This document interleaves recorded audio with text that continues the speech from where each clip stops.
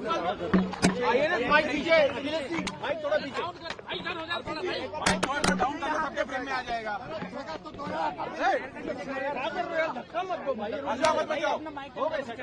पिछले कुछ सालों से भारतीय जनता पार्टी जिस तरह से शराब घोटाला कर रही थी और हमारे ऊपर आरोप लगा रही थी, आज कोर्ट ने सारे आरोप खारिज कर दिए और जितने भी एक्यूज्ड थे सबको डिस्चार्ज कर दिया। हम हमेशा कहते थे सत्य की जीत होती है, हमें भारतीय न्याय प्रणाली पे भरोसा है। मुंह पे जा रहे हैं सर के माइक नीचे। मैं जज साहब का बहुत बहुत शुक्रिया अदा करता हूं जिन्होंने हमारे साथ न्याय किया, सत्य की जीत हुई। मैं हमेशा कहता था कि भगवान हमारे साथ है। मोदी जी ने और अमित शाह जी ने मिल के आजाद भारत का सबसे बड़ा राजनीतिक षड्यंत्र रचा।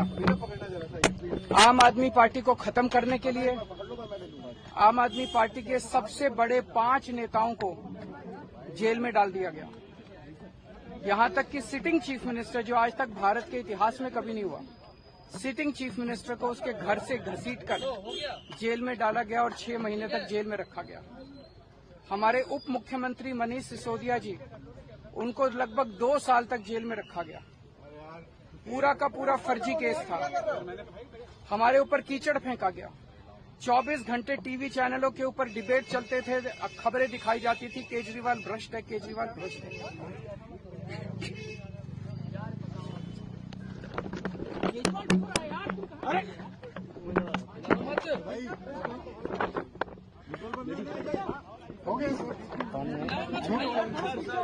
संभालिए सर, आप संभालिए, हिम्मत सर,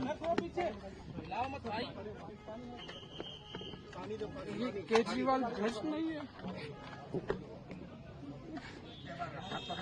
मैंने केवल अपनी जिंदगी में ईमानदारी कमाई है।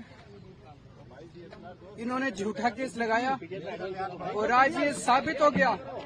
कोर्ट ने कहा है कि केजरीवाल कट्टर ईमानदार है, मनीष सिसोदिया कट्टर ईमानदार है, आम आदमी पार्टी कट्टर ईमानदार है। मैं प्रधानमंत्री जी से कहना चाहता हूं, सत्ता के लिए इस तरह से खिलवाड़ मत कीजिए देश के साथ, इस तरह से संविधान के साथ खिलवाड़ मत कीजिए।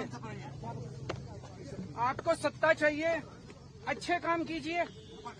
आज देश के सामने इतनी बड़ी बड़ी समस्याएं हैं, महंगाई है, बेरोजगारी है, पूरे देश में सड़कें टूटी पड़ी है, चारों तरफ पोल्यूशन ही पोल्यूशन हो रहा है, चारों तरफ देश में इतनी समस्याएं हैं। उन समस्याओं का समाधान करके सत्ता में आइए ना। केजरीवाल पे, आम आदमी पार्टी पे झूठे केस क्यों करते हैं? अच्छा काम करके सत्ता में आइए।